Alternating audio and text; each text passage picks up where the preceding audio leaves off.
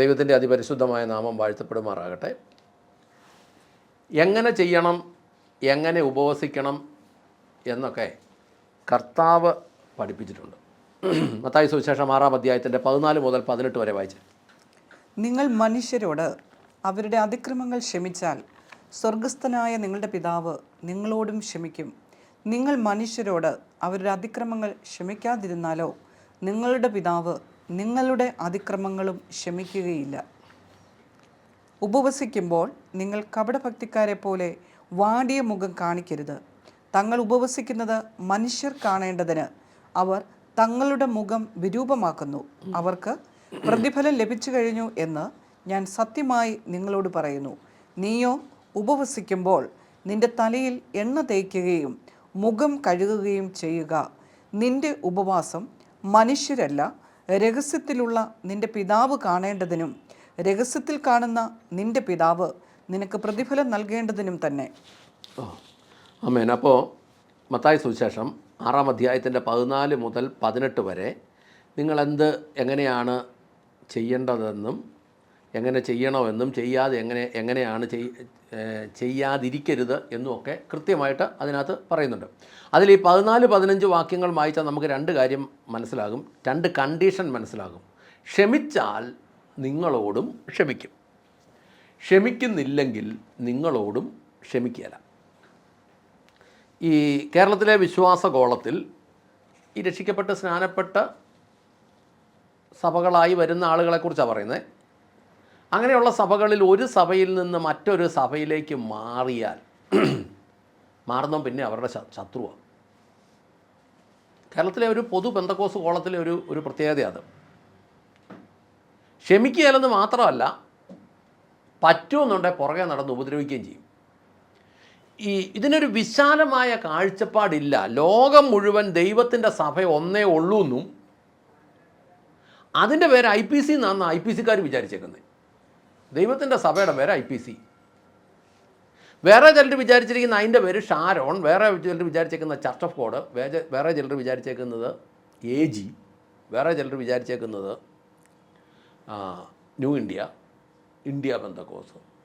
ഇങ്ങനെ അതായത് ഞാൻ ഉൾപ്പെടുന്ന എൻ്റെ സംഘടനയാകുന്ന മതമാണ് ദൈവത്തിൻ്റെ സഭ.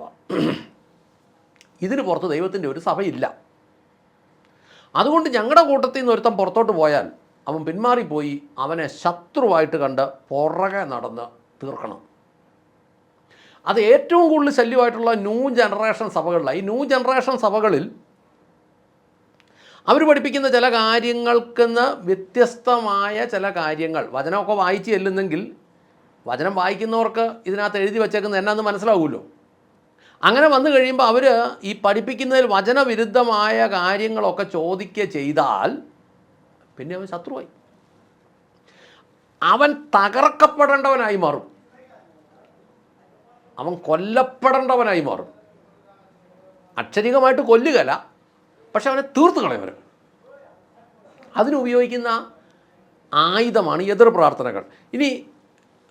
ഇങ്ങനെയുള്ള സഭകൾ ഉപയോഗിക്കുന്ന ഏറ്റവും വലിയൊരു കാര്യം പറയാം. മത്തായി 23:9 എന്നെടുത്തേ. ഭൂമിയിൽ ആരെയും പിതാവ് എന്ന് വിളിക്കരുത്, ഒരുവനത്രേ നിങ്ങളുടെ പിതാവ്, സ്വർഗസ്ഥൻ തന്നെ. 10ാമത്തെ വാക്യം കൂടെ വായിച്ചേ. നിങ്ങൾ നായകന്മാർ എന്നും വിളിക്കപ്പെടരുത്. മതി അവിടെ നിർത്തിയേക്കാം. എഴുതി വെച്ചത് അതുപോലെ തെറ്റിച്ച് കുറേയല്ല. ഭൂമിയിൽ ആരെയും പിതാവ് എന്ന് വിളിക്കരുത്, നിങ്ങളുടെ പിതാവ് ഒരുവൻ മാത്രം, സ്വർഗത്തിൽ വസിക്കുന്നവൻ തന്നെ എന്ന ആദ്യത്തെ വാക്യം പറഞ്ഞു. 2ാമത്തെ വാക്യം കർത്താവ് പറഞ്ഞത് നിങ്ങളിൽ ആരും ഗുരു എന്ന് വിളിക്കപ്പെടരുത്, നിങ്ങൾക്ക് ഗുരു ഒരാൾ മാത്രം, ക്രിസ്തു തന്നെ, അല്ലെങ്കിൽ യേശു തന്നെ. അപ്പം 2 കാര്യം പറഞ്ഞു. ഗുരു എന്നും വിളിക്കരുത്, പിതാവെന്നും വിളിക്കരുത്. ഈ പൗരോഹിത്യ മതത്തിലായിരുന്നവർ അവിടുത്തെ നേതാക്കന്മാരെ, മെത്രാന്മാരെ, മാർപ്പാപ്പയൊക്കെ പിതാവ് എന്ന് വിളിക്കുന്നു എന്നും പറഞ്ഞ് കുറ്റം പറഞ്ഞ് വെളിച്ചാടിയിട്ട് ഈ ന്യൂ ജനറേഷൻ സഭയിലോട്ടാണ് ചാടുന്നെങ്കിൽ അതിൻ്റെ നേതാക്കന്മാരെ വിളിക്കും അപ്പാ, അപ്പൻ, പിതാവ്. അപ്പുറത്ത് വിളിക്കുമ്പോൾ തെറ്റ്. അവിടെ ഉടുപ്പിട്ട ലോഹയിട്ട ആളുകളെ പിതാവെന്ന് വിളിക്കുമ്പോൾ തെറ്റ്. ഇവിടെ ഉടുപ്പിടാത്ത ആളുകളെ അപ്പനെന്നും പിതാവെന്നും വിളിക്കുമ്പോൾ തെറ്റില്ല. യേശു പറഞ്ഞു ഒരുത്തനെയും പിതാവെന്ന് വിളിക്കരുത്. അതിവിടെ വന്ന് ചോദിച്ചു കഴിഞ്ഞാൽ പിന്നെ വിചാരിക്കും ഇവനെ തട്ടണം, ഇവൻ പിതാവില്ലാത്തവനാണ്. അതുകൊണ്ടല്ലേ ഇവൻ ഇങ്ങനെ കാണിച്ചത്. യേശു പറഞ്ഞു ഒരുത്തനെയും വിളിക്കരുത്, അങ്ങനെ ഗുരു എന്നും വിളിക്കരുത്. സഹോദരൻ ആണ്, സഹോദരൻ. അത് യോഹന്നാൻ സുവിശേഷത്തിനകത്ത് കൃത്യമായിട്ട് പറയുന്നുണ്ട്, 13-ാം അധ്യായത്തിൽ യേശു പറയുന്നുണ്ട്. ഇങ്ങനത്തെ കാര്യം വല്ലതും ചോദിച്ചാൽ അത് പണി ഉറപ്പ്. ഇനി അടുത്തത്, വിശ്വാസി ഒരു പാപം, വിശ്വാസി വീണാൽ അത് പാപം, ശുശ്രൂഷകൻ വീണ ബലഹീനത. വിശ്വാസിക്ക് എന്തെങ്കിലും ഉണ്ടെങ്കിൽ നാട്ടുകാർ മുഴുവൻ അറിയും. പ്രത്യേകിച്ച് ശുശ്രൂഷകനോട് പറഞ്ഞിട്ടുണ്ട് മിക്കരും അറിയും. ഇച്ചിരി ശുശ്രൂഷകന് കലിപ്പും ഉണ്ടെങ്കിൽ സകലരും അറിയും. ശുശ്രൂഷകന് വല്ലതും സംഭവിച്ചാൽ അത് ബലഹീനത. ഇവിടെ കർത്താവ് പറയാ, നീ ക്ഷമിച്ചാൽ നിന്നോടും ക്ഷമിക്കും, ക്ഷമിച്ചില്ലെങ്കിൽ നിന്നോടും ക്ഷമിക്കുകയില്ല. ഇതിനകത്ത് തലപ്പത്തിരിക്കുന്നവനെ ഒന്നും ഒഴിവാക്കിക്കൊണ്ടല്ല പറയുന്നത്. ദൈവത്തിൻ്റെ പദ്ധതിയെ എതിർത്താൽ ദൈവം ക്ഷമിക്കുകയില്ല. ഏത് നേതാവ് പറഞ്ഞിട്ടും ചെയ്താലും വചനവിരുദ്ധമായ കാര്യങ്ങൾ പ്രാർത്ഥനയായാൽ പോലും ദൈവം ക്ഷമിക്കുകയില്ല. വചനവിരുദ്ധമായ എതിർ പ്രാർത്ഥനകൾ ദൈവം ക്ഷമിക്കുകയില്ല. എതിർ പ്രാർത്ഥനയൊക്കെ നടത്തിക്കൊണ്ടിരിക്കുന്നവൻ ഏതെങ്കിലും ഒരു സമയത്ത് ദൈവം ഒരു പിടി പിടിക്കും, അതോടുകൂടി കടന്നുപോകും.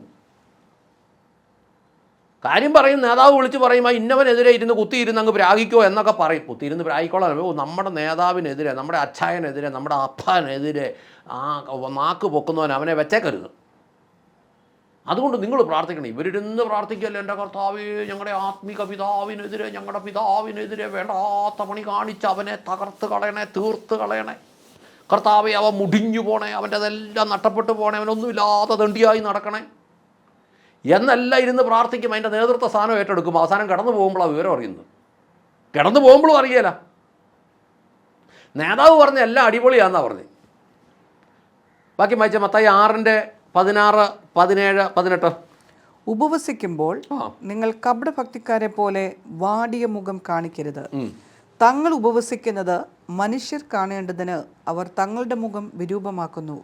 അവർക്ക് പ്രതിഫലം ലഭിച്ചു കഴിഞ്ഞു എന്ന് ഞാൻ സത്യമായി നിങ്ങളോട് പറയുന്നു. നീയോ ഉപവസിക്കുമ്പോൾ നിന്റെ തലയിൽ എണ്ണ തേക്കുകയും മുഖം കഴുകുകയും ചെയ്യുക. നിന്റെ ഉപവാസം മനുഷ്യരല്ല, രഹസ്യത്തിലുള്ള നിന്റെ പിതാവ് കാണേണ്ടതിനും രഹസ്യത്തിൽ കാണുന്ന നിന്റെ പിതാവ് നിനക്ക് പ്രതിഫലം നൽകേണ്ടതിനും തന്നെ. അപ്പോൾ കർത്താവ് പറഞ്ഞത് മ്ലാന മുഖം കാണിക്കരുത്. കാണിച്ചാൽ നീ കപടനാണ്. മറ്റുള്ളവർ കാണുന്നതിന് വേണ്ടി മുഖം വിരൂപമാക്കരുത്, നീ കപടഭക്തിക്കാരനാണ്. നിനക്ക് മുഴുവൻ പ്രതിഫലം ലഭിച്ചു കഴിഞ്ഞു. എന്താ പറഞ്ഞത്? എന്താ പ്രതിഫലം? മനുഷ്യൻ കണ്ടു, അവരുടെ സഹതാപം, ചിലപ്പോൾ അവർ കൊടുക്കുന്ന പണം എല്ലാം കിട്ടിക്കഴിഞ്ഞു. അങ്ങനെ ചെയ്യരുത്. എന്നാ ചെയ്യണമെന്നാണ് പറഞ്ഞേ? മുഖം കഴുകുവിൻ, എണ്ണ തേക്കുവിൻ, മനുഷ്യൻ അറിയാതിരിക്കുകയും പിതാവ് കാണുകയും ചെയ്യുന്നു. മനുഷ്യൻ അറിയാതിരിക്കുകയും പിതാവ് കാണുകയും ചെയ്താൽ രഹസ്യത്തിൽ കാണുന്ന പിതാവ് പ്രതിഫലം തരും. രഹസ്യത്തിൽ കാണുന്ന പിതാവ് പ്രതിഫലം തരും. രഹസ്യത്തിൽ കാണുമ്പോൾ പ്രതിഫലം തരാൻ പറ്റുന്ന കാര്യങ്ങളായിരിക്കണം ചെന്ന് ചോദിക്കുന്നത്. രഹസ്യത്തിൽ കാണുമ്പോൾ പ്രതിഫലം തരാൻ പറ്റാത്ത കാര്യം ചെന്ന് ചോദിച്ചാൽ പണി ഉറപ്പായിരിക്കും. ഹൃദയത്തിലെ ഉദ്ദേശങ്ങൾ, അതിൻ്റെ സത്യങ്ങൾ, അതിൻ്റെ യാഥാർത്ഥ്യങ്ങൾ രഹസ്യത്തിൽ പിതാവ് നോക്കുമ്പോൾ അതിന് പ്രതിഫലം കിട്ടുന്നെങ്കിൽ അത് വളരെ നമ്മൾ ഭയക്കേണ്ട കാര്യമാണ്. ഈ മനുഷ്യർ കാണുന്ന ഉദ്ദേശങ്ങൾ, പ്രതിഫലങ്ങൾ പണവും ഭക്ഷണവും ഭൗതികവുമാണെങ്കിൽ ദൈവത്തിൽ നിന്നൊന്നും ലഭിക്കുകയില്ല.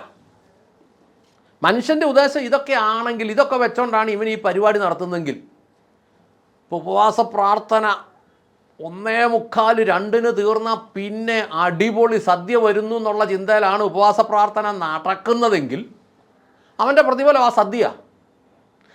അവൻ്റെ എയിമെന്ന് പറയുന്നത് ഇതൊന്ന് കഴിഞ്ഞാൽ ഈ സദ്യ. മാന്യമായ പ്രസംഗം, അകം പുറം കത്തുന്ന രീതിയിലുള്ള വലിയ പ്രസംഗം പ്രസംഗിച്ച 3000 മുതൽ 5000 വരെ എന്നുള്ളതാണ്. അവൻ 5000 കിട്ടും, അവൻ്റെ പ്രതിഫലം, അവൻ ഉദ്ദേശം അതാണ്, പ്രതിഫലം കിട്ടി. അതുകൊണ്ട് വചനം പറയുന്നത് നിങ്ങൾ ക്ഷമിച്ചാൽ നിങ്ങളോടും ക്ഷമിക്കുമെന്നാണ്. ഹൃദയത്തിൽ ഇരിക്കുന്ന കാര്യം രഹസ്യത്തിൽ കാണുന്ന പിതാവ് രഹസ്യത്തിൽ നിങ്ങൾക്ക് പ്രതിഫലം നൽകും എന്നാണ് നമ്മൾ വായിക്കുന്നത്.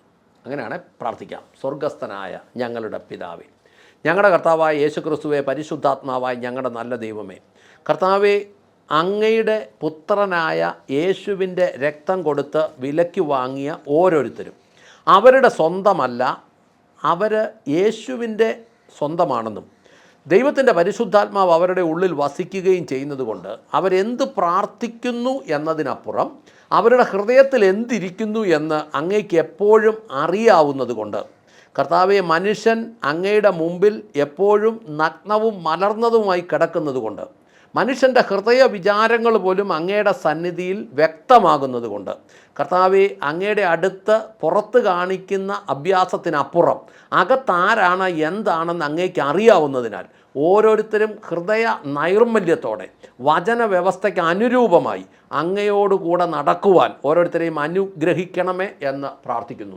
അതിന് വിരുദ്ധമായി യാത്ര ചെയ്ത വ്യക്തികൾ ഇന്ന് മാനസാന്തരപ്പെടുവാൻ ഒരു അഭിഷേകത്തിൻ്റെ പകർച്ച അവരുടെ ഉള്ളിൽ ദൈവം കൊടുക്കണമേ. കർത്താവെ, പറയുന്നതും ചിന്തിക്കുന്നതും ഒന്നാക്കി മാറ്റണമേ. അങ്ങ് പ്രാർത്ഥന കേട്ട് അനുഗ്രഹിച്ച കൃപയ്ക്ക് നന്ദി. യേശു ക്രിസ്തുവിൻ്റെ ധന്യമുള്ള നാമത്തിൽ തന്നെ. ആമേൻ, ആമേൻ, ആമേൻ.